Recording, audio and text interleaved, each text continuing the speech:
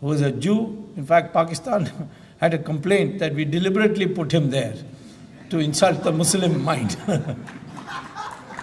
So, General Jacob then later on joined BJP, became governor, and he's still there. One of these days he deserves a bigger reward, an award rather. And they were all over in a part of our society. We had never any problem. So when Israel was founded, many Indian Jews left for Israel, because Israel called people, Jews from all over the world, to come and populate their small area, because they had a very hard time. They got barren rocks and desert areas, which now they have converted into green fields and so on by their sheer brain power. But when they came back and they adopted constitution, the first session of parliament, of what they call as Knesset, they passed a resolution, thank you India, you're the only country where the Jews were not persecuted.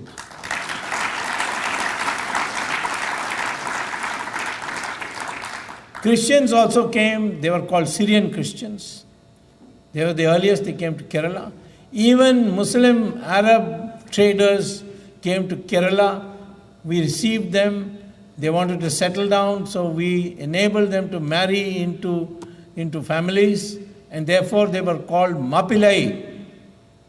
And Mapillai means bridegroom, and the British called them Mapillai. They couldn't pronounce Mapillai, so they said Mopla.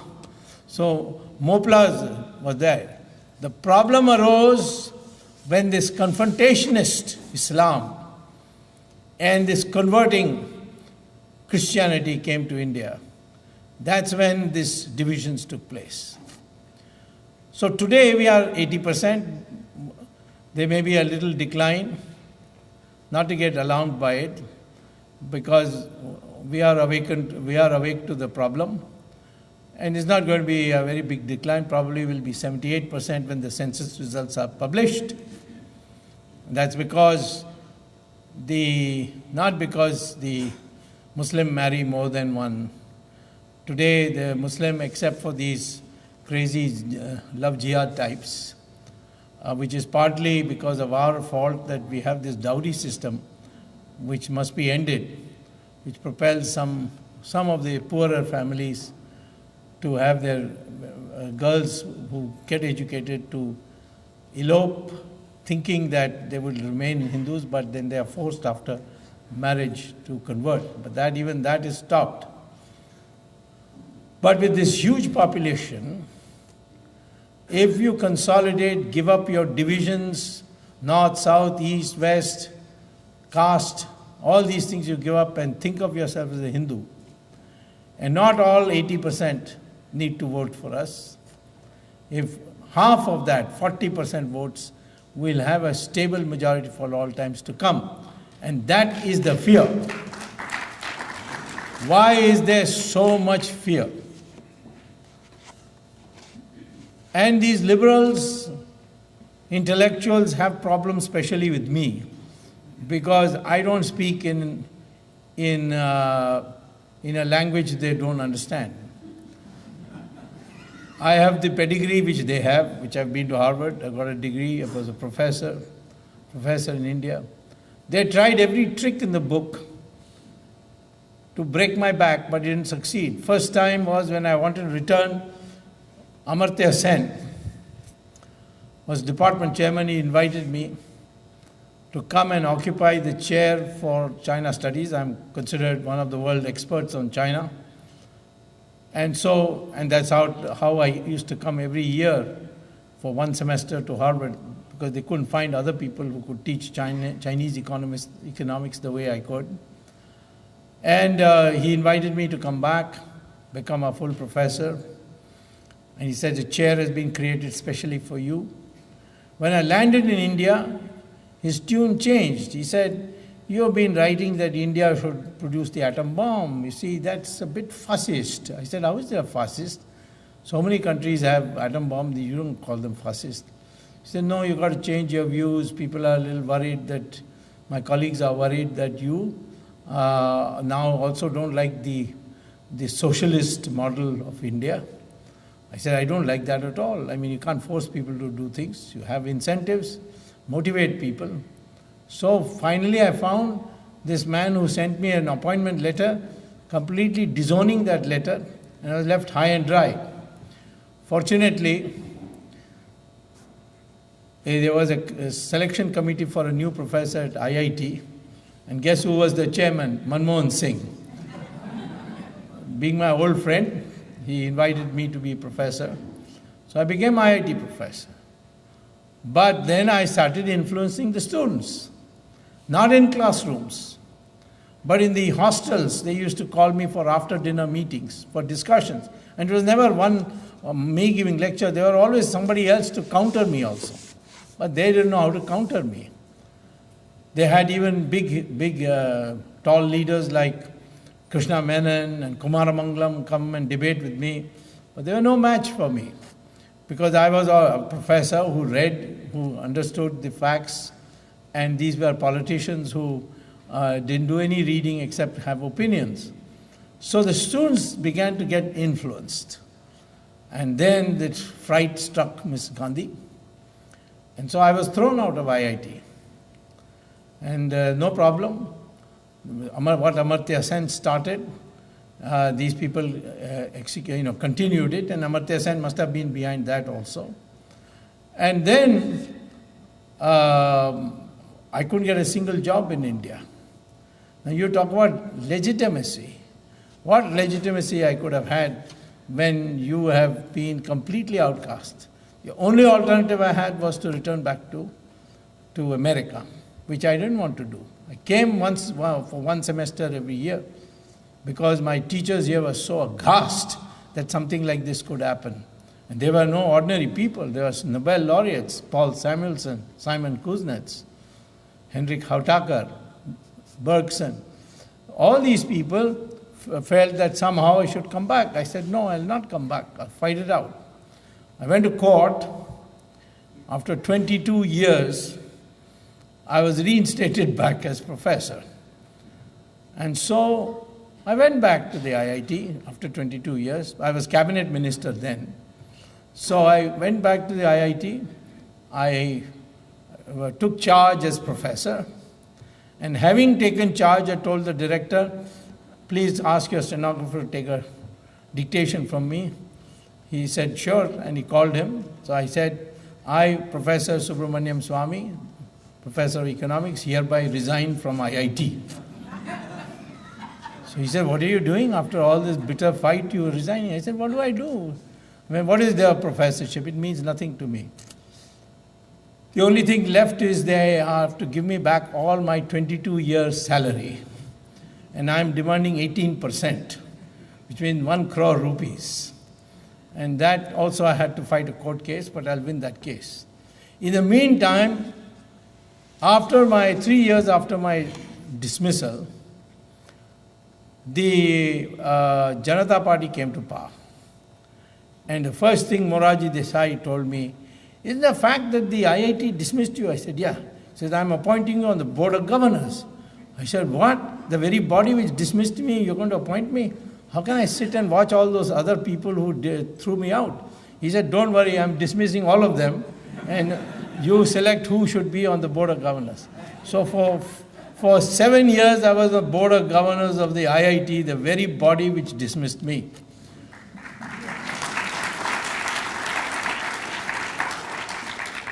But there was this question of what to do about Amartya Sen. Finally, I got my chance. BJP came to power, and I sacked him from the chancellorship of the Nalanda University. But not only that, he has squandered 3,000 crores and produced nothing. So I've given CBI a complaint to frame criminal charges against him and prosecute him. He may not come back to India, that's no loss to us. But the fact is, all these people, the only activity they did for all the achievements they had, including Nobel laureate, being Nobel Prize winner, was to delegitimize anyone who took a line different from theirs. Narendra Modi What was his crime? Is there any FIR which says that he has committed a crime in Gujarat? Not a single FIR. The Congress party was in power. CBI was under them. Is there a single case that they registered against him? It's just slander. They slander anyone who will not go in their path of dividing the Hindus and speaking up for the minorities. What is the problem today that's going around in the country of Asaram Bapu? I want to know. I took up his case for bail and what a howl came. How can you take this man? Man has raped a girl, a young girl. Now if you raped a girl, it should show up in the FIR. But there is nothing in the FIR of rape. The police, upon getting a complaint of rape, sent her to the hospital to get an examination done, and that is part of the trial record. The trial record says that the medical report says not a scratch on the girl, no question of rape whatsoever. And yet they say rape. So how is the case continuing? The case is continuing because the girl is under 18, and therefore under the new law created called POSCO or something like that, prevention of crimes to children or whatever. The word of the accuser is prima facie taken as to be true, till proved in the trial as to be false. So she makes an allegation. She doesn't make an allegation of rape. She only says that he put his hand on me. Was there any witness? No. Did you scream about it? She says yes, but her mother was sitting outside the door, didn't hear it. Of course, her telephone records show she wasn't even there. And that Asaram Babu was also not there. He was in a marriage 10 kilometers away. And yet, total orchestration. Rapist. Same thing happened with the Kanchi Shankaracharya. He was held responsible for murder of a priest. And I had to intercede there too. And Miss Jayalalitha did it because Miss Sonia Gandhi told her to do it. And she doesn't have the nerve to stand up because she's done so much corruption. Any central government can control her. Right now she thinks that because Modi visited her house, she'll get away. No. That case is coming up in Supreme Court. Modi can't tell me, don't prosecute her. So, I'm saying these are the techniques to delegitimize you. And the goal is, don't let the Hindus unite. That's the goal. And I'm telling you that all Hindus have the same DNA, whether they are scheduled caste or Brahmins. Why are we divided? Even Muslims have the same DNA as us. Which means what? Which means that their ancestors are Hindus. Why don't the Muslims accept that? If they say that their ancestors are Gori and Ghazni, then India is not the right place for them. We cannot tolerate that. Do you know that the British Parliament, when they created India and Pakistan, they said India will be a Hindu India and Pakistan will be a Muslim Pakistan. We have to do this to protect the Muslims who feel threatened by this large mass of Hindus in the subcontinent. So original idea was that India should be a Hindu India. And so Ambedkar said, let's have transfer of population, orderly transformation. But Jawaharlal Nehru said, no, Muslims are also our brothers, they should stay here.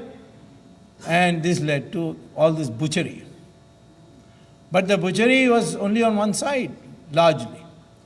Because as somebody pointed out, at the time of partition, the East Bengal, now known as Bangladesh, had 32% Hindus. Today the percentage is 7%. Where is this so-called talking about cleansing that people talk about in other parts? Who talks about these Kashmiri Pandits who are driven away from Kashmir? You know the Article 370, which is a temporary measure. You don't need Parliament vote to scrap it. All you need is a presidential notification that the article is scrapped. And on what basis does the president issue a notification? The cabinet passes a resolution, and the text of that resolution is sent to the president, and then he notifies it. That's the end of 370. Why aren't we doing it? Because you've got 5 years. What's the hurry? If we do it now, you will forget it when the next election comes. So we'll do it in the last year of the election. No, it's a question on which we have to do a lot of preparation. Because there will be consequences. There will be international factors which we have to take care of. And therefore, Article 370 will go. If you had in the time when the Congress was in power spoke about scrapping 370, they would say you're communal. And it will be a permanent mark against you in your employment and other places. That is the process of delegitimization. Not to let you attend any universities, not to address any conferences. That process we are now changing by creating an alternative universe of Hindus. This conference, for example, there's no room for the liberals, that is the so-called anti-Hindu liberals. Today, we are creating an alternative universe. And that's the model which Vishwamitra followed when he wanted to visit heaven, and this Trishanku problem was there. The people said, no, the God said, no, you can't come here. You're not God. So he said, okay, I will invent a rival universe. So this coconut is an alternative fruit. In every other fruit, the seed is solid and inside and the flesh is outside. But for coconut, it is the opposite. Potato, normally fruits, vegetables grow above the earth, but potato grows below the earth. So everything he did ulta as a rival universe. Then the God said, Baba, stop it, now you come up and have a look. They surrendered. That was the power of Vishwamitra. Same thing with Chanakya. The Nanda's dynasty insulted him. So he said, I'll form another kingdom. And he got hold of this young boy, Chandragupta, who was just tending to sheep and herd, and made him into a king and created the dynasty. So we have today these models, and this is what we have to do. We Hindus may assemble, we may unite, but that's not enough. We must have an ideology to propagate. And that ideology, when we say Hindutva, that's not an ideology. Hindutva means Hindu-ness. What is Hindu-ness? How you treat your mother, how you treat your parents. It's a difference between the way we treat our parents and the Western world treats their parents. How husband and wife communicate with each other. All these are issues which are cultural and they are special. And many of the issues where they make out, the Hindus, they are obscurantists, they are women, they are treated as chattel, as possessions. They'll quote something from Manu, but Manu is only a Shastra. There's no obligation for you to follow it. We have other Shastras also, Yajnavalkya's Shastras. Shastras are all amendable. You don't have to accept it, you can reject it. You can take those parts of Manu which appear to you reasonable and reject those other parts. And it's not even true. I once was sitting with a friend who said, I don't think we Hindus treat women. Our Hindu tradition is against women. I said, all right, tell me, if I were to constitute a cabinet in heaven, who can I make as prime minister? He said, Brahma, of course Brahma. So, okay, what about deputy prime ministers? He said, Shiva and Vishnu. I said, okay, let's now take important portfolios. Defense. Who is the head of the defense in our heaven? He said, that is Durga. Then I said, what about finance? Such an important portfolio. He says, that's Lakshmi. I said, what about education? He says, Saraswati. I said, what did the men get? He said, yeah, I can't think of it. I can't think of any man god getting anything. I said, one portfolio. Information broadcasting to Narad Muni.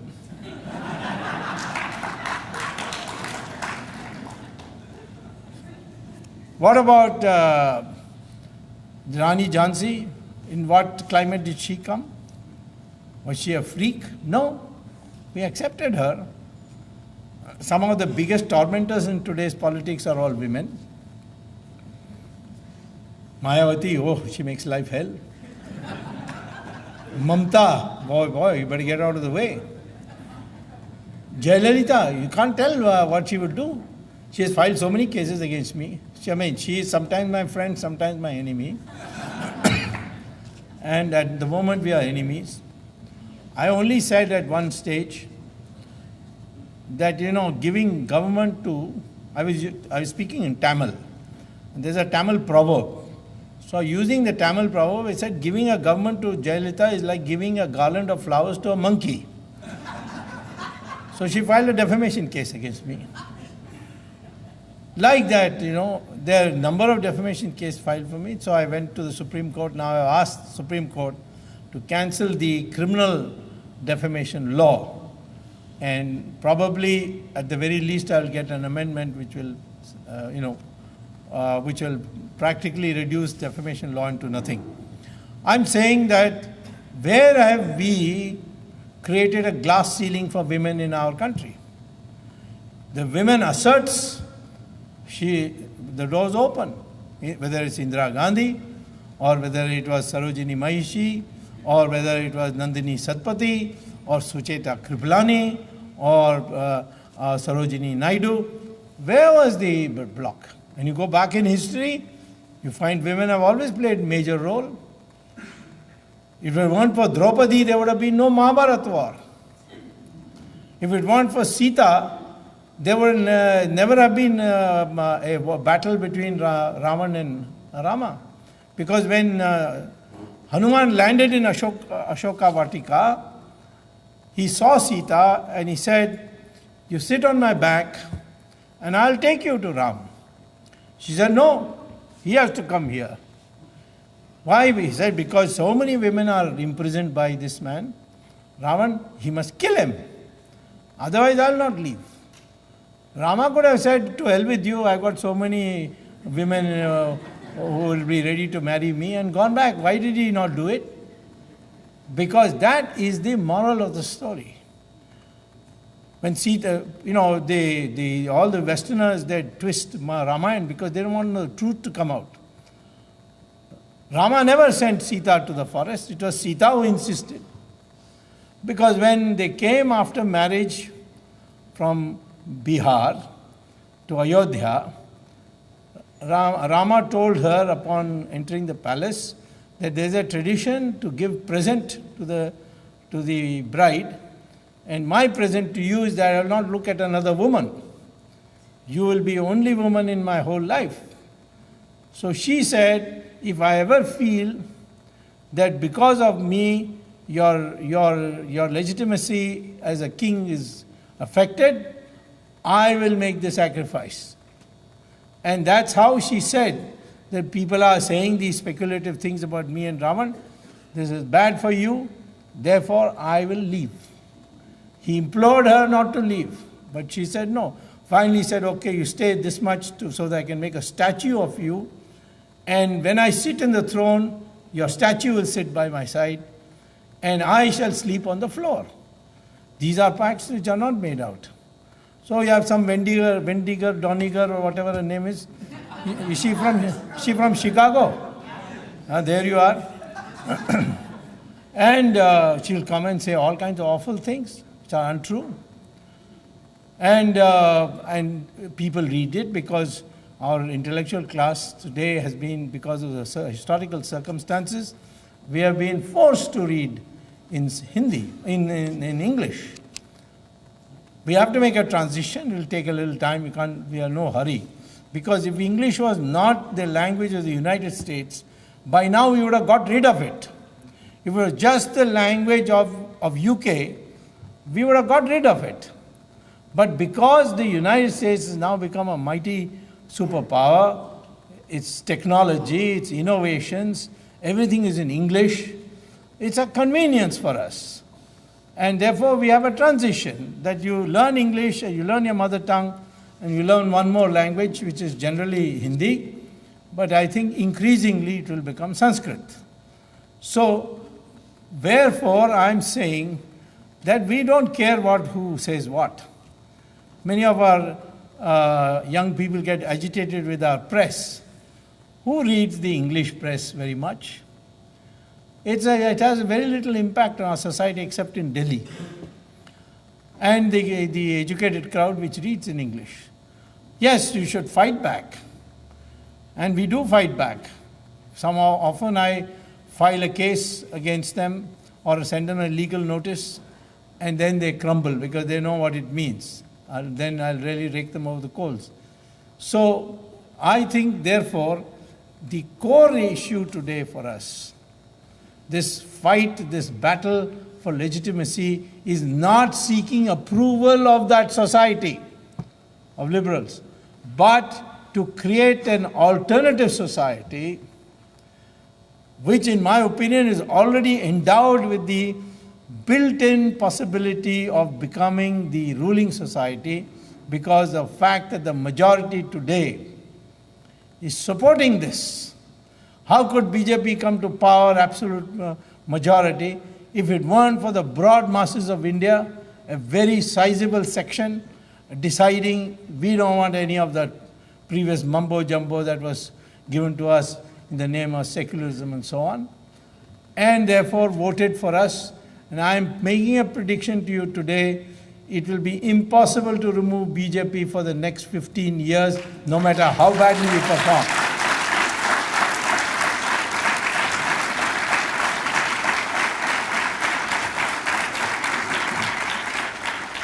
And if this Hindu consolidation continues, then it is ensured. For a long time it will be impossible to change it. But once having come to power, it's not enough to come to power. We can come to power over and over again. But what we need to do is to try and transform the mindset of the Indian from an Indian who feels inferior, who feels diffident, who's a little ashamed of his past, is not able to explain. There are so many things which can be taken out of context. So some of them you should have the nerve, the guts to say, yes, it is wrong, we don't accept. We don't accept sati, we don't accept untouchability. It's there in our constitution. It's not something that our society crumbles. But at the same time, being targeted, we cannot tolerate that. There are 4.5 lakh temples under the control of the government. Does the government have power to take over the temple? No. But the government has the power to take over the financial management of the temple. That is Article 25. It says that all religious rights are fundamental rights, but subject to reasonable restrictions arising out of public order issue, public health issue, and morality. Public order, financial mismanagement is something that will lead to public disorder. So on that basis, it can take over. That was the original position. In 2009, Swamy Dayanand Saraswati asked me to take up a court case, to prosecute in court, in Supreme Court, the takeover by the DMK government of the Nataraj temple in the town of Chidambaram. There's a town called Chidambaram, which is near I think on the borders of Pondicherry.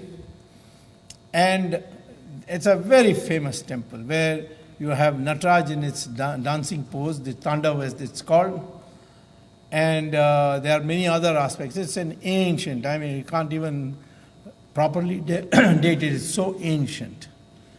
That ancient temple was a target of the DMK and the British for centuries, for 2 centuries at least. They couldn't take it over because the pujaris had put up a fight. But then finally they crumbled, and they lost in the High Court. So it had to be appealed in the Supreme Court. So they asked me, Dayanand Saraswati Swamiji, who is the head of the Hindu Dharma Acharya Sabha, he asked me that you take it up. Now I went to court and must have argued for at least 3 weeks continuously, morning to evening, with all the documentation.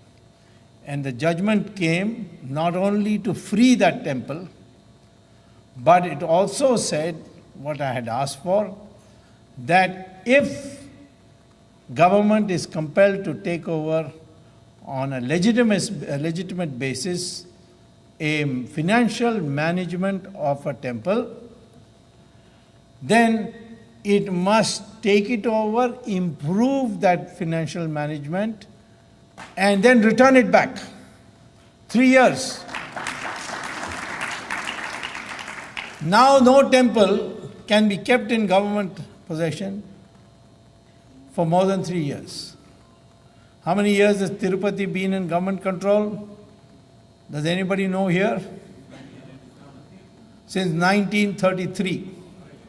How many years is that? 80 years, 82 years, correct? 82 years. There are temples which are 100 years or more.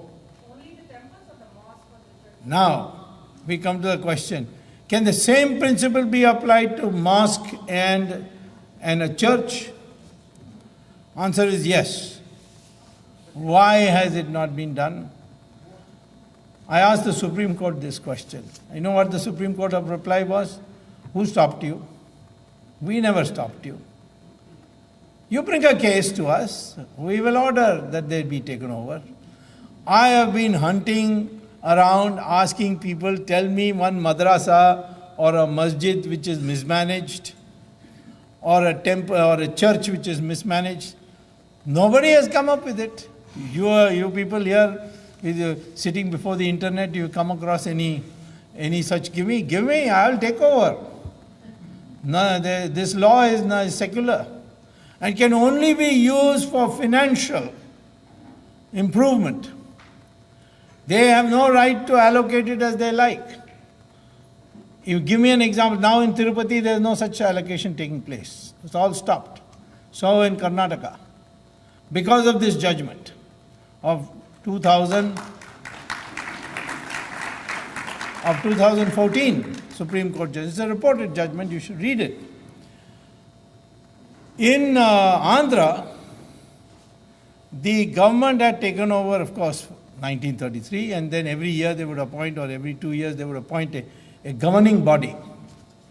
So the governing body is chairman appointed by the Telugu Desam government, I think, before he went out of office, was a bootlegger. Appropriate, I think. A guy was, he used to sell liquor and was famous for avoiding sales tax and excise tax. And I knew him well. I have lots of crooked people who are friends, but I don't participate in their crookedness. So that's why nobody can hold it against me. But I can't stop being friends with somebody who wants to be friends.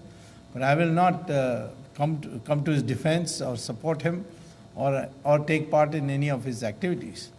In politics, how can you? It's like a policeman being asked to avoid criminals. You can't avoid criminals as a policeman. In fact, you make friends with some policemen so that you get. Policemen make friends with criminals so that they get additional information, inside information. So he and Mr. Ambani decided they will gold plate the temple. And the pujaris came running to me saying, my God, this will destroy our temple because you're going to bore holes into the wall. And they have got ancient writings on it, how to do Naivedyam, how to prepare the prasadam. All these things are there, how to produce. All are written in the wall. So I called up the chairman and I said, listen, how can you do this? He said, no, it will look very beautiful, it will be a great attraction. I said, yes, but you are going to cover up all these things which are there on the wall. He said, no, I've taken a video and put it on a CD and kept it in a museum. And you can go and see it. I said, why don't you do it for the Archana also so that nobody needs to go for Archana. They go to a museum and see a CD. You have no authority. And he got angry with me, so I went to court. And the court upheld and it was stopped. And so I'm telling you there's a limited power. Today, 4.5 lakh temples can be freed. My only question is to whom? You people form a committee and say, okay, we will run a temple, I'll get you a temple. An ancient temple at that. But I am not able to find people. I spoke to Dayanand Saraswati, who's now in a very bad state of health. I hope they are able to evacuate him back to India. He is in Pennsylvania just now in his ashram, or in fact is in a hospital. But he was one of our geniuses, a man of great intellectual capability. So I asked him, so he said, okay, we'll set up a committee. That has not happened so far. So don't say government control. Now 3 years, that's all. And that means 95% of the temples will come out. Of course, after that we have to have further action, because I found in Tamil Nadu, all the DMK fellows and ADMK fellows had coolly taken over temple land and built their mansions and palaces and so on. They have completely misutilized. They have swallowed the land belonging to the temples, because these temples used to have land, and then in that land they used to grow crops and sell it so that they get revenue for running the temple. It was a self-sufficient arrangement. So these people then went and grabbed the land and built their own houses. All those have to be corrected. We can have a temple renaissance only if the temple is not only for puja. Remember one thing, a temple is different from a mosque, a temple is different from a church. You know that in the United States, the VHP buys churches and converts them into temples. I'm sure you know examples of that. How is it possible?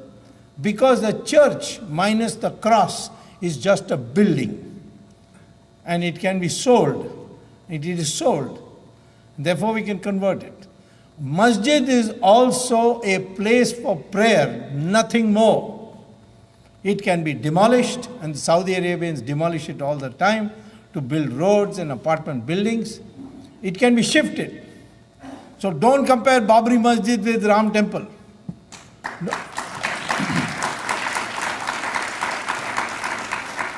And temple, you do prana pratishtha puja before construction.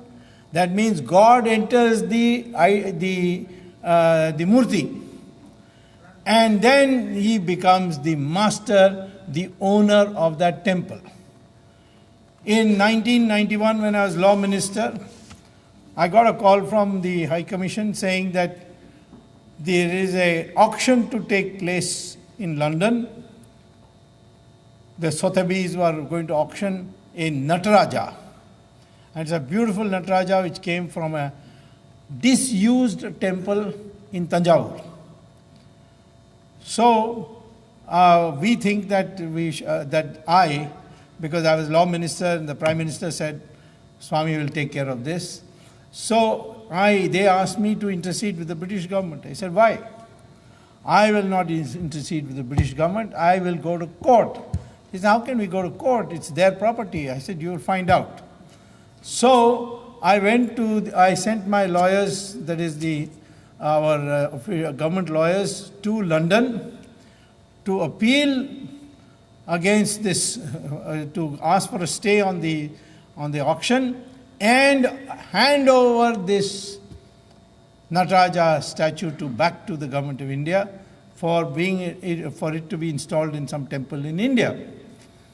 And the argument we used was, the argument used by the Sotheby was that our agents had gone to India and they found that one farmer was having this, and we found that it was from a disused temple. Nobody was praying there. So we paid him 25,000 rupees. It became our property. We have brought it here. We are going to have an auction for it. So our argument was that because of Prana Pratishtha Puja, it doesn't matter whether the temple is in use or disuse. The owner is the Bhagavan himself. And therefore, anything belonging to that, you need God's permission. And these auctioneers have not got God's permission, according to my best information. So, therefore, a temple is always a temple, whether it is in disuse or whether it is demolished or anything. It's always a temple. And that principle, therefore, you should direct these people to give us the test. After much hearing, the House of Lords passed a classic judgment which you should be able to read by going to their law journals, where they said, yes, a temple is different from all other institutions. And returned the Nataraj to us, which we got installed in another temple nearby, in Tanjavur. Now, if that is so, then if there was a temple and that was demolished to build Babri Masjid, then it remains a temple. It cannot be a masjid. So, in 2002, the Allahabad High Court had asked for a commission of inquiry to go into this question, and they employed the Archaeological Survey of India, which is a Government of India institution, and they did a thorough research and came to the conclusion that there was a temple which was demolished and a Babri Masjid built on it. So, therefore, we went to the Allahabad High Court. Allahabad High Court has held the principle that Prana Pratishtha Puja makes Lord Rama the owner of that temple, and therefore it will never be possible to demolish it. And the government of India, as far back as Narasimha Rao's government in 1994, gave an affidavit that if it can be proved that there was a temple before, then we will hand over that property to the Hindus to build a Ram temple. So we got it all done. So I decided to test the waters. I went to Supreme Court recently and I said, you have allowed a makeshift temple to do puja. But that makeshift temple was made in 1993 after the demolition, 1992, after the demolition of Babri Masjid. And now the tarpaulin is worn off and the structure is collapsing. There should be some repair. There's no parking lot. Even your shoes you have to carry in your hand. There's no shoe racks. There's no water. There's no toilet. And that under the Constitution, Article 25, it violates the reasonable restrictions imposed on public health. So you must direct the government to provide all this. Well, the government has so far, the Supreme Court has so far on my petition ordered the government to repair the Ram temple. And on 11th September, I'm expecting that the government will give parking lot, give water coolers, give shoe racks, give toilets and all that. And that means the process of recovering the Ram temple has started. After that, I will go again to the Supreme Court with documentation from Saudi Arabia that a masjid can be demolished, a masjid can be shifted for public purposes, and therefore Babri Masjid can be built across the Saryu river in another site, and this should be a Ram temple. By the way, if we build a masjid across Saryu River, we cannot name it after Babri. Who's Babri? Does anybody here know? No, not Babar. Yeah, young boy of 7 years. Why was it named after him? Well, I think in this civilized company I cannot tell. But it is the name of you read Babar Nama, you will see it all there. It's not for all the young impressionable minds here. So anyway, that itself is an insult. Did you demolish Ram temple, build a masjid and call it Babri Masjid?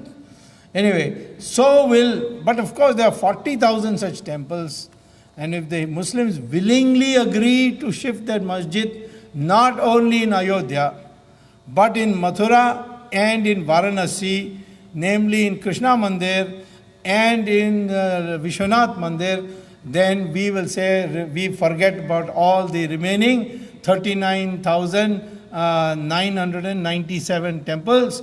These three are the key for us. Let us build it. We will help you build a masjid in an alternative site. And if the Muslims don't agree, then the government should issue a notification declaring these properties as belonging to the temple. What will happen in the Supreme Court? Supreme Court will take care, not to worry. Our petitions are pretty clear. These new facts which I am telling you today, that masjid is a prayer hall. It can be shifted, it can be built. Those are not before the Supreme Court, so I am going on a new petition to say all these petitions against building Ram temple should be dismissed in view of this. And I'm sure that we will get the Ram temple built. I have told Narendra Modi better start by 1st January 2016. Otherwise, I will start. I don't need your government. I can do it without the government. And in this, I must congratulate the huge service to society of Vishwa Hindu Parishad, particularly Ashok Singhal and the Rashtriya Swayam Sevak Sangh, particularly Mohan Bhagwat, who committed the entire organization for this purpose. So we have to do it. Why? Because we are an alternative thought society. We don't have to say, no, everybody is equal, or forget about the past. No, you can't forget the past. We can forgive the past, but I can't forget the past. Because the past can come again. Who is that? The ISIS. They have reached Kashmir's border. They are in different parts of India, in Kerala, in Tamil Nadu, and so on. And they are a menace. What they did to the Yazdi women, we can never forget. I mean, Hitler seems civilized by comparison, if you ask me. I think time has come for a grand alliance like we had in World War II. That time Stalin, that time Churchill and Roosevelt got together. This time, in my opinion, Narendra Modi, Benjamin Netanyahu, and the next president, whoever it is, I don't know, of the United States,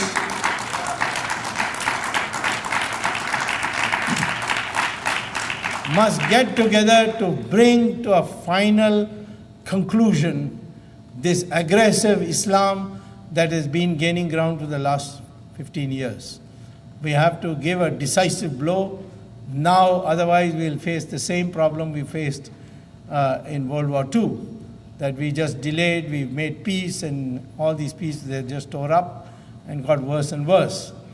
And I think the question is that these three countries, India, Israel, and the United States, they have a complementarity. We have manpower. I was talking to a captain, young captain. Most of the time people die in wars are captains because they lead a battalion. I asked them that, if supposing you are asked to fight a war in Syria or Iraq, would you find that beyond your call of duty? He said, no, the nation needs, we are ready. So I said, but you could suffer casualties.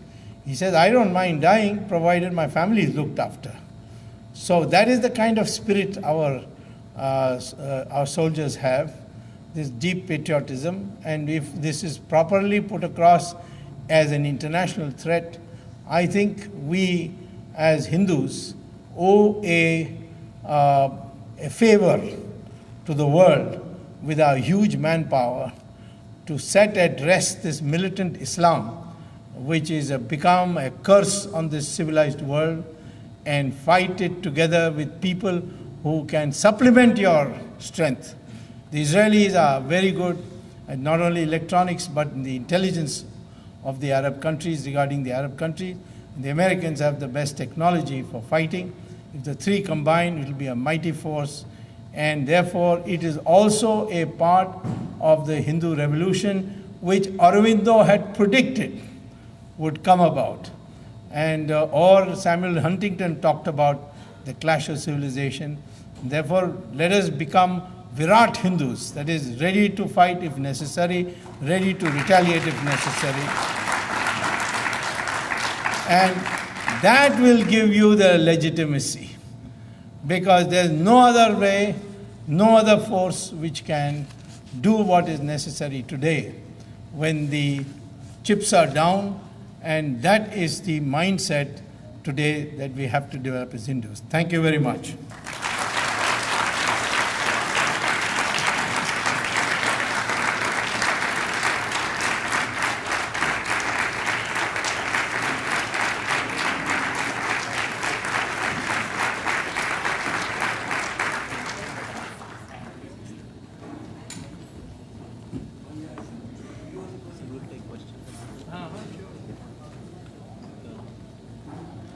Should we be? Yeah, just first tell them there is tea in the back. Okay, so 5 minutes. And they can take tea and people can... Thank you, Dr. Subramaniam Swamy, for a gripping talk and informing us on all the projects that you have taken on, difficult projects and succeeded, and also another point of inspiration for us, that one person who believes in the right thing really can make a difference. Thank you very much. There is tea in the back. We will go through some questions and answers now. Dr. Swamy has very kindly agreed to stick around for a little bit and answer questions. So thank you for those who have submitted them to us. Please feel free to go and grab a cup of tea as well and then come right back. Thank you. Paper on which all that is printed. We only print on it. But the paper has to come from abroad. And Mr. Chidambaram sent his son to negotiate with some company, I forget the name, some Doolittle or some company like that in England. And that company sold us the currency paper. But our intelligence people had objected, saying that this currency paper is also produced by this company for Pakistan. And it's a private company. And therefore, Pakistan will get access to our currency paper, and therefore counterfeiting will become very easy for Pakistan. Because the watermark will remain the same. So therefore, he objected, but Chidambaram overruled it. We have not yet corrected it, but I think time has come for us to invest heavily and start printing currency paper within our own country, so that it all remains within the government. Thank you very much, sir. And thank you, Jai Mandloi, for your question. We want to take the submitted questions first, and if there is still time, we will. You had the question? You want to repeat? Okay, you have a supplementary, please. Wait, what is got to do with you send me an email so that I don't have any difficulty in understanding what you are saying. Okay. So next question is from Ravi Samphara. And this is a very interesting question, sir. It casts an innuendo, so I don't know who this right man is, but let me read it. India selected the right man for the right job, which we understand is Narendra Modi here. Why is the right man's right hand man the wrong man? What can we do to help? I'll leave it for you to interpret who is the wrong man. Well, it's something that only Narendra Modi can answer. We are all surprised by his choice of people for one or two key ministries. But Narendra Modi is a fast learner, so he may make a course correction very soon. So at this stage, I can't say anything more than I hope he makes the course correction fast, because the dangers to our society from a lack of talented people or people who are experts in that field handling the ministry is a big setback for us. And I think that rectification should come very soon. So there was another one here. He asked, "What can we do to help? If there is anything that you Well, think." catch hold of him in California and ask him this question. That's one way. Put pressure on him, saying that we are disappointed that in this area there has been very poor results. We think the man you have selected to do it is not the right man. That kind of thing you can do. Because he is responsive to, and particularly to this young crowd abroad, he is very responsive. So you have to get hold of him and see that you ask these questions. Thank you very much, sir. That was very pertinent. So, Ravi Sambharaji, it's upon you to reach out to Narendra Modi, and I think there are many channels available. So let's make that happen. Ma'am, we are taking the pre-submitted ones first. If the time remains, we will be happy to entertain. You can give her. The next question comes from Karna Desai from Bloomington, Indiana. The question is, why don't we have Hindu Sanatan Dharma schools catering to everyone? No, we have Hindu Sanatan schools.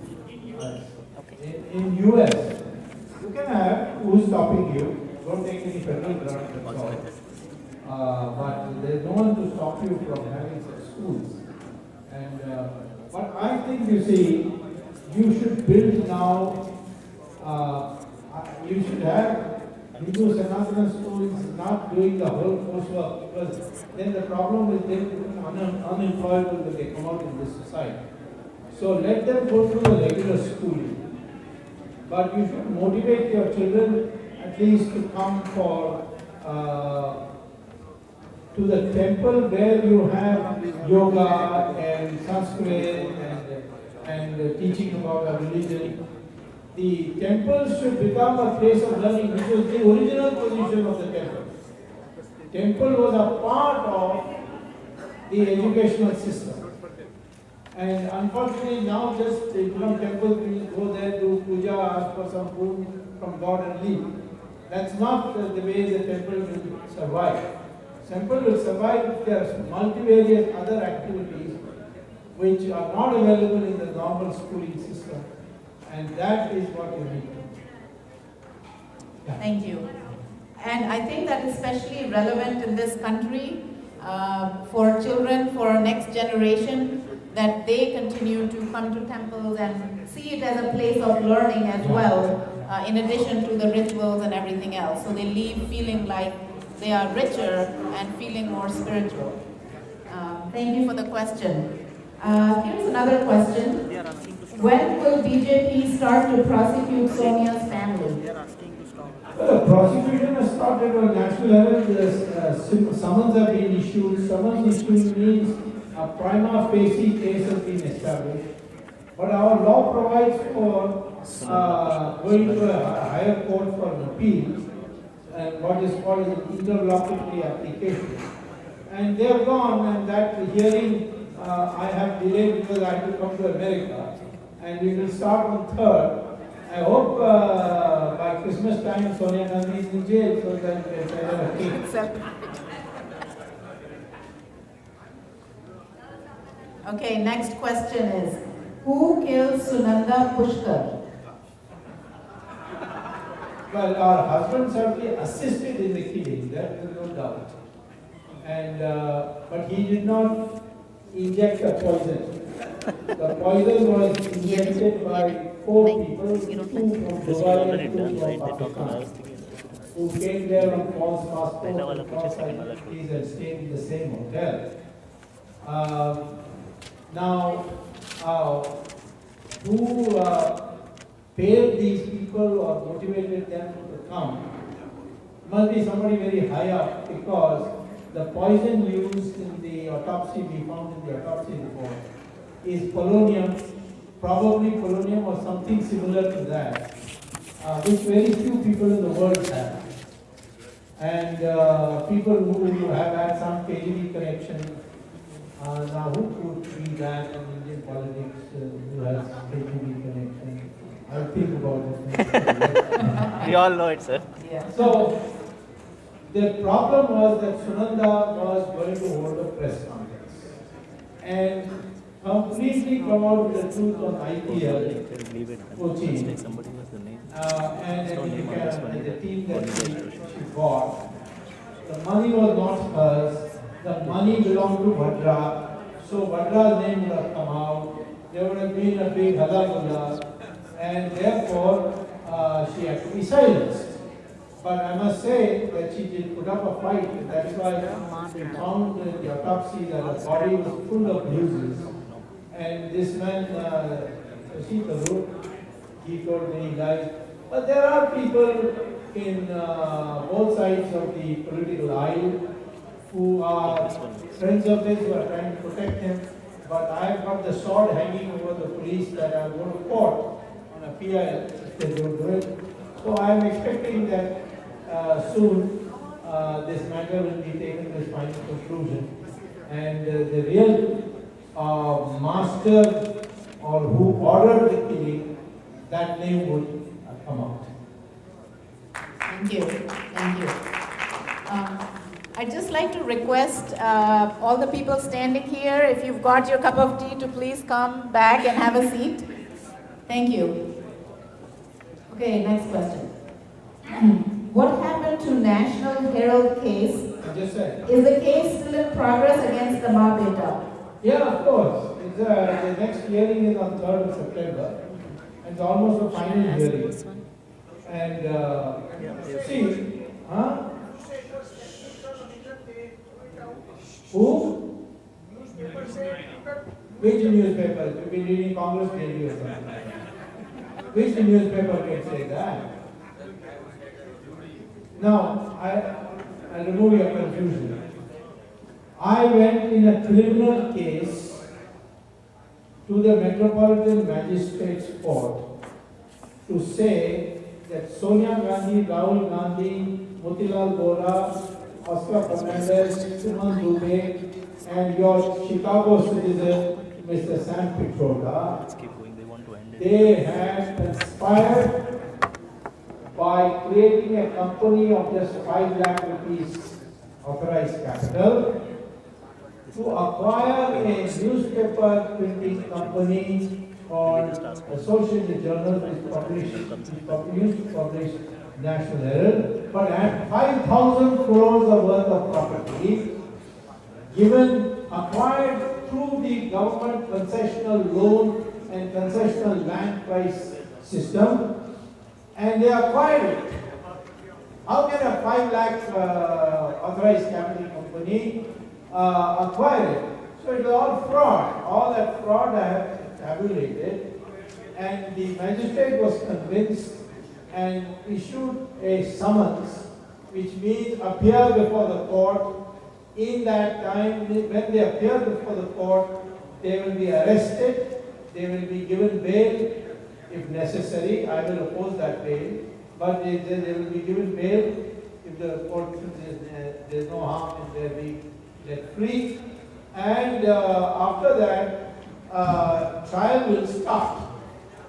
Now, at that stage, Sonia Gandhi and company went to the High Court to say that this magistrate has not applied her mind, the lady magistrate, has not applied her mind, and therefore the summons should be cancelled.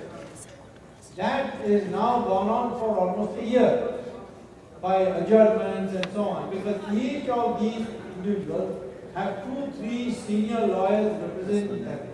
And they go on arguing for hours and hours and hours. And therefore it has taken this time, now it has come to a finality. It would have been heard in August, but I told the High Court judge that I have to got a commitment in the United States. Last year I cancelled it. I can't cancel it this year. So please hold it in September. It will start on the 3rd of September. This is one aspect. Second aspect is that the Congress party had given loans to this National Herald company, which is called Associated Journal. That is illegal because Congress party or any party cannot give commercial loans. And so I filed an income tax case. You want to take this? And that income tax case is going on also under a separate act. We need to- What I find the main thing is criminal, that is the Indian Penal Code. That is one case. And the second case is income tax. Then I filed a third case. And that third case was that where did they get all this money? It looks as if they are laundering money. And therefore a money laundering case also should be registered by the Enforcement Directorate. Now that Enforcement Directorate had a director who was appointed by the previous government, was the brother-in-law of Digvijay Singh. And all he said was, of course our media being prostitutes, they can write anything. And you being not knowing anything will believe anything newspapers write. So taking advantage of that, he had only said that Dr. Swamy has only got a summons. This summons is not final, so we will not register the case because nothing has been made out so far in the main matter, because that is still a preceding thing. That is wrong, because when summons is issued, it means that the prima facie case is established, and therefore the Enforcement Directorate is entitled to register a separate case under Prevention of Money Laundering Act, separate act. Okay, this man refused to do it. And I got angry and I wrote to Narendra Modi saying, what is this? This man has been appointed by the Congress, Jaitley is still continuing it. How can you do it? I have found that 2 days before I wrote the letter, Mr. Jaitley had given him another 3-month extension. And that was the 4th extension. It is a world record for any Indian official to get 4 extensions. See, that lot of extensions. So Narendra Modi, I must give him credit. He recalled the appointments committee of the cabinet and cancelled that and told them out you go. And they have appointed an officer from within the ranks. And I can't say publicly, but I am sure that that case will also be now registered by the time I go back. I think getting reliable information from the media is definitely a big problem, and that is actually the next question from Karthik Yogendra of Purdue University. How do we get reliable information about current events as mainstream media is not reliable? Well, you read every media. You read Twitter, you read Facebook, and then digest it all. If you don't get indigestion, you will come to know the truth. That's the way I learn. I read about 18 newspapers a day, and somewhere or the other, I will, by collating, I'm able to get to the truth. Thank you. Okay, don't have a name on this. Dr. Swamy, thank you for such an inspiring speech. What is your take on Bollywood anti-Hindu movies such as PK and Oh My God? Should we protest against them, or should we make some movies against them. Something giving movies? Yeah, some giving back type movies. Well, if they produce a movie, you produce an alternative. We in VHS staged a drama which broke all records in terms of crowds. And that was, he called it PK, alphabet PK. Yeah. we had an alternative drama theatre with which we said PWEK K-E-Y. PK. See? So, and that was a challenge. Now PK has disappeared from the minds of the Indian people. Yes, they are financed by Arabs. They are Arabs have got oil money. And yes, they want to Arabize our industry. But that doesn't mean that you just want the government to do everything. You also counter it. You also run a newspaper campaign, write letters to the editor. The editors are all affected by this. In fact, TV announcers have told me that we are damn afraid to say anything against you because the Twitter crowd then finds on us that ferocious lions. So, it will have an effect. We are a democracy. We can't go on banning people, shutting them up at the drop of a hat. We have to produce a counter, and we must know how to argue the counter case. Right, it's called freedom of expression. Before the next question, which Ajayji will take, I quickly wanted to remind people to please pick up a flyer which is on the table by the door about the Hindu-Jewish Alliance event tomorrow, where Dr. Swamy will speak again, as well as Robert Schwartz, and a message from Senator Mark Kirk as well. It will be an excellent event, very thought-provoking once again. There's a reception at 4 p.m. and the program starts at 5 or 5:30.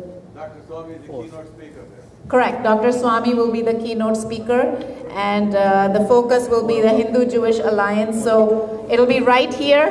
So please come back for that tomorrow.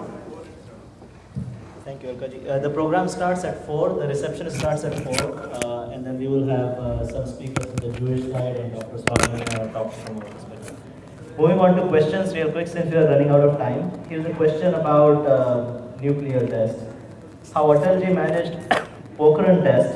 Do we need to do one more test like that to deal with Pakistan? And I'm adding from my side, maybe China. You mean test on Pakistan or test there? Otherwise, they don't need the data generated by the last test and the computer simulation that has taken place, we have enough. And we have maybe about 250 nuclear warheads. We are now with this Agni coming, even the Chinese can be reached. So we are well placed. The only thing now for us remaining, we are now going to move away from nuclear. We need to befriend Indonesia so that in the Malacca Strait, we are on one side, namely Car Nicobar, and the furthest point of that is now called the Indira Point in Car Nicobar. And on the other side is Sumatra, which is part of Indonesia. Now, the in-between water that flows from the Indian Ocean is called the Malacca Strait. But 87% of the foreign trade of China passes through that. So if India and Indonesia decide to police and monitor that, then China will become vulnerable.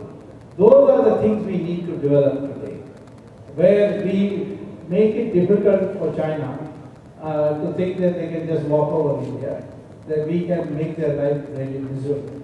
That potential we have. I am in favor of good relations with China, and I personally have very good relations with China, Chinese leaders. But that doesn't mean that we should let our guard down and know that China's potential. When you see in defense, you prepare on the potential of the other, the capability of the other. In foreign policy, you go by intentions. If their intentions is friendly, we are friendly. But in defense, there is no question of friendly. If they have got capacity, I must have capacity. That kind of preparation we must do much more than just having these comrade things. Thank you, sir. Next question, real quick. It asks about your take on Smriti Irani's appointment as the HRD minister and what role she is playing on correcting. The question says changing text. I like to call it correcting the text. Well, first of all, she's a very nice lady and a friend of mine, so you don't expect any adverse comments from me. Second, she's a very bright girl. Girl I can afford to say because she's much younger than me. She's a very bright person, and she is a decisive person. She takes decisions, and she is not at all influenced by the liberal elite. And in my opinion, she's done a good job, and I would defend her in anything that she finds herself into.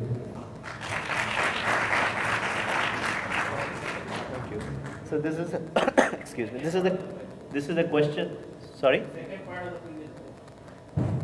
Second part of the question. I do not know. Yeah. Oh yeah. The correcting the curriculum part. That's going on. It'll take a little time. We need one code textbook. I've been trying to persuade government call Rajiv Malhotra to India and make him sit down for a year and make him chairman. But bureaucracy is still an inherited bureaucracy, and I'm not in charge, so I have to tell the minister do like this.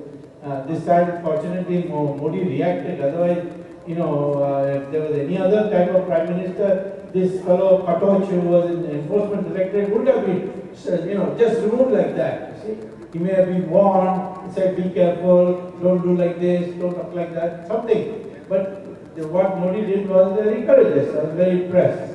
So that kind of thing, not every minister is like that. See, there are enough problems. So that's not a thing. But this is a project dear to the heart of the Hindutva people, and therefore it will be achieved. It may take 2 years. Thank you, sir. This is a question from Mr. Satya Pavan. He has asked 2 questions. I'm going to take only one because of the time. You talked about your own TV channel. Do you have any plans for that? I have. Last time I came here, everybody said we'll donate. Don't worry. I said I need 20 crores. There are 20 crores. We'll give you 40 crores. I went back, got a license, started it, and put my own money of 2 crores. And not a paisa came. I put it on website. Not a paisa came. So I closed it. So you asked our NRIs who promised me that they will give money. They didn't give me money, and first of all they have to give me 2 crores before I get money. Why, Ambani, then you control my curriculum. I can't allow that. He's a very bossy guy. You see what he has done to CNN IBM.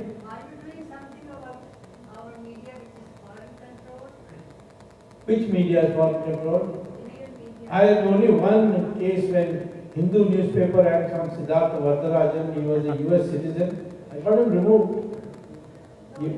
She's probably referring to the investments from the church, etc., into the No, stock. those are all your propaganda.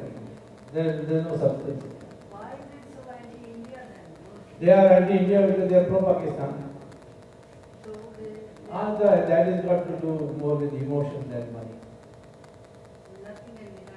nothing can be done. It can be done.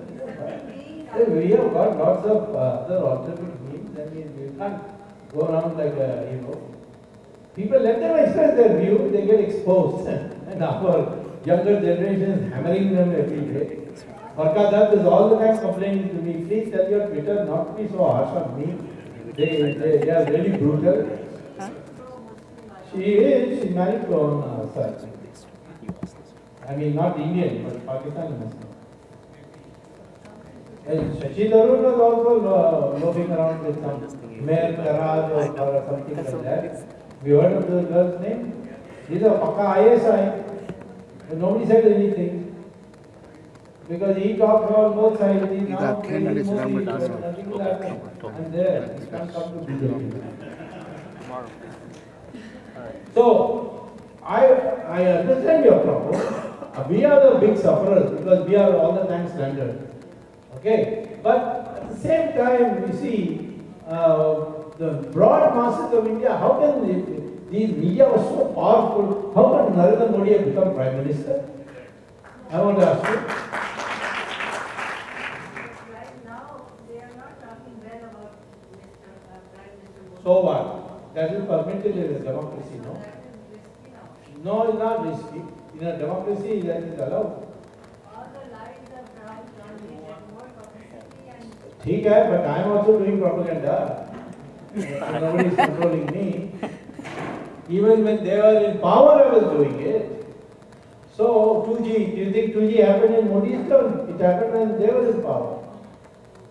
So I don't like this. I don't want this trend to continue. We are not going to control any media. We are going to, if we can make an alternative, make an alternative. But nobody is supporting the alternative. I told you I tried to start a Krishna TV and I had to close it down. Because people all want, they want fast food. So they're like spectators, who ruin the career of Sehwag by telling him, one more sixer, And he ruined his batting and he's out of cricket now. See, we can't do that. All right. Next question. This is regarding the economy. Do you think Indian rupee is going to depreciate further, and what does that mean to us? Well, see, I can't. Mr. Jetty is in charge of finance, and I told him many times, rupee can be raised. Rupee should not be more than in the first year more than 38 rupees. And ultimately, we have to slowly work it out so that by 2018 or 19, we should make it rupee is equal to $1. That is the kind of thing we should target. But he listened to that Raghuram Rajan, who is a mad fellow from Chicago. Yeah, he is a professor here. He was my teacher, sir. He was your teacher, okay, you survived, good. So, he has got in his mind that you must raise interest rates to control inflation. All right. I told him that when you raise interest rates, the investment also is discouraged. Who's going to pay these high interest rates? So he said, no, we have to control inflation. That's the only way. He said, you talk like a doctor who thinks that the best way to bring down the temperature of a patient is to kill him. Once he's dead, the temperature will come down. So economy is dead. So inflation also comes down. So I think these are things which I can't predict because most of these are due to these participatory notes. I said abolish it. Finally, SIT agreed with me and told the government that if you want to control black money, abolish participatory notes. But immediately Mr. Jetty went on press conference and said, no, it will not be discontinued. So then I have to write a letter now to Modi and see whether he will intervene or not. But I can't write upon everything I letter. So it loses a little bit of its effectiveness, right? Corruption, you see, because I got a name as a corruption crusade. So I write a letter on corruption, Modi has to take it seriously. But if I run economics and say, oh, he has his own view, that fellow has his own view, people say, if you have two economists, you'll have three views, that sort of thing. So I don't know whether, but one day I think we have to take a call, otherwise the economy will collapse. We are heading for a crash, if you ask me. Okay, the last question comes from Supik Mukherjee. What can we do for our West Bengal daughters? Yeah, I think it's a serious thing. You see, I think problem I'm tied up so much with these corruption cases and so on in Delhi that I've not been able to devote attention. We have a very strong VHS unit in Bengal, but there is the BJP unit in Bengal is not persuaded that Hindutva is a necessary worthy cause. They all want to appear to be liberals. I don't know why. So that we have to overcome that. And second thing is, you see, this is not an issue on which you can take it as one more activity of yours. Because Mamta will not spare you. She'll go after you, she'll put you in jail, she'll create all kinds of problems, then the mobs will come to you. So it's a full-time thing. It's like dealing with Jayalalitha. I left everything and went and sat in Madras. That's how Jayalalitha went to jail on that issue. So this is such a big issue. You have to find somebody who is willing. And unfortunately, everybody wants to be a liberal. Very everybody wants to be a good boy or a good girl, whatever. And I think the people who have to be really mobilized are the RSS people. Because they have a cadre and they have a commitment to the Hindu cause. So they should be urged to do it. Yes. Thank you for the suggestion and ideas. Have a good suggestion from Mr. Rohit Joshi ji for 2 photo opportunities. One with the whole group, and before that I'd like to invite all the speakers to come up to the stage so we can get a picture with Dr. Subramanian Swamy.